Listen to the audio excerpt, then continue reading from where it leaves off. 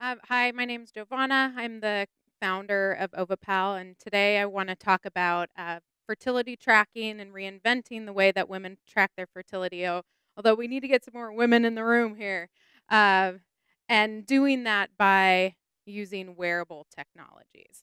So to start, uh, I want to take you down memory lane. Maybe some of this is new for you folks in the audience, but over 50 years ago, women were quietly waking up in the morning without talking or speaking. They were shaking out their mercury thermometers and they were taking their temperature and plotting it in their notebooks on their bedside table into graphs that looked very similar to this. And this is, the first of the quantified selfers. They were quantifying their fertility here. And it was, a couple decades before we were introduced to anything more innovative. So the next innovation came really when women started using these ovulation prediction kits. They had to urinate on a stick and they kind of had to decipher, is it one line? Is it two line? Did I ovulate? Did I not? And it really was the only tool for women to use to understand her fertility. And then, the big innovation came, right? We were introduced to the smiley faces on these ovulation prediction kits. So not much innovation has really happened in the last few decades. There are a number of tools out there that have just kind of emerged now. And there's watches, there's patches, there's insertables. You can see how practical those are. But what I've seen is this real great divide between all of these tools and the apps that are now available for fertility tracking. There's really no connection between what's going on with these tools that are really measuring, a woman's body's data, and then the algorithms that these tools use to actually give you answers. And so this great divide exists, and we want Ovapal, which is a wearable technology, to really bridge this gap, to not create this great divide anymore.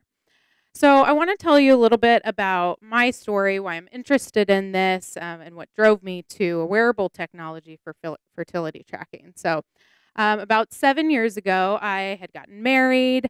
I wasn't interested in taking hormonal birth control, and I really hit a brick wall. I didn't know what my options were to track my fertility naturally. I read this book called Taking Charge of Your Fertility, and it taught me about the basal thermometer method. And I thought this was like the best method in the world. Everyone needs to know about it.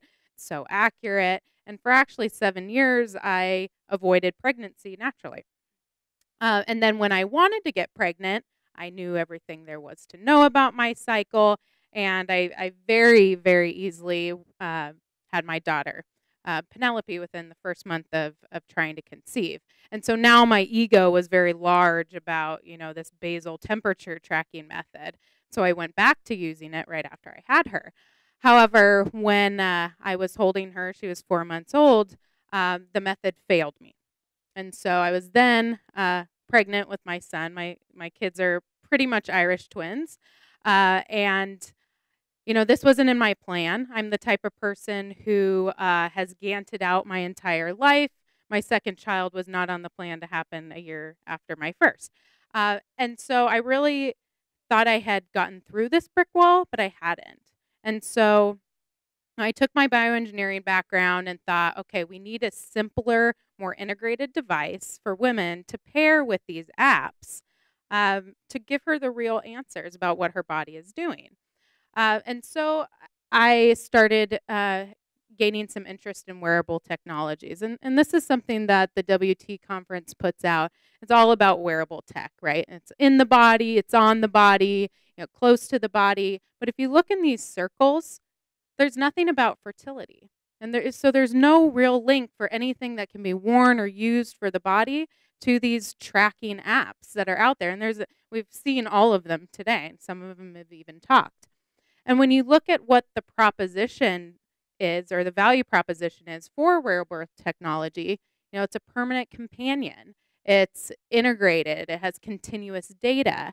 real-time, actionable, seamless user interface. This is exactly what a woman needs paired with her on-phone applications, the ones that have, their big data analysis, reproductive science, prediction algorithms to really create an end-to-end solution.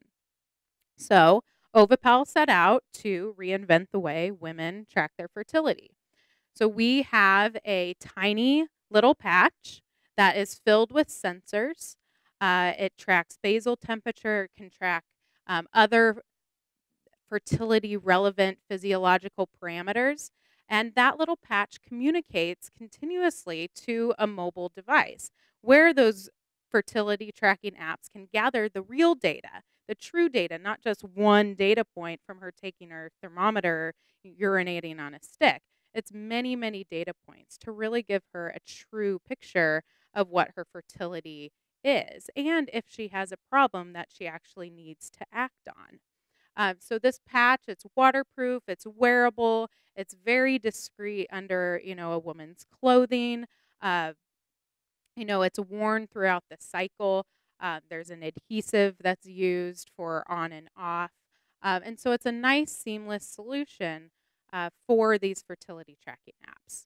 Uh, so with that, we started talking about memory lane, but I really want us to turn around and look into the future. And that wearable technologies is a way for women to really capture the data about themselves in order to make great decisions and improve their fertility. Uh, and with Ovapal, we hope it's that bridge between the hardware and the software, and that it will help create these happy families uh, through products like this. So thank you.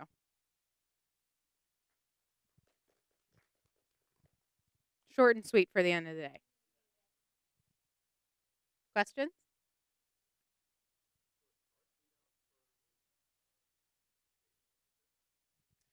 Uh,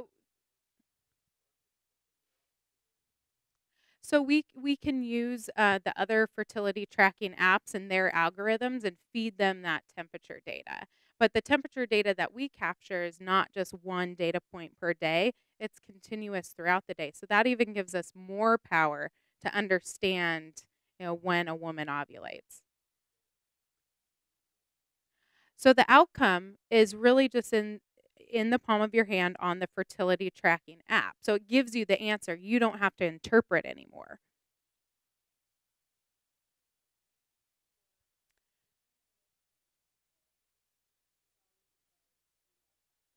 Right. Exactly. Yeah, so that is one of right, that's one of our business strategies is to partner with apps like you, with Ovuline, with any of the, conceivable, any of the other ones out there, and give you access to that data through our product. The for the device, we're thinking anywhere from 100 to 150, and that's just the device, which can last a long time. And then there's the sticky consumables because you need to take them off and on, and battery replacement. But a very affordable option for women, considering yes, exactly.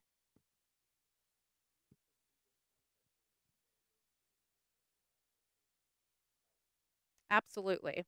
We were just talking today that really what we want to expand into is almost from cradle to grave, right? So from when a baby is born to, preconception, getting your body ready for conception and the steps that you need to take there throughout pregnancy and throughout, postpartum and beyond. We have a library of sensors that, depending on what life stage you're at, can be more relevant. And that's really what wearable technologies in general is really about right now, is that whole life cycle. Right. It's really the phenotype to all of the genotypic data that is out there as well. Right. Thank you very much.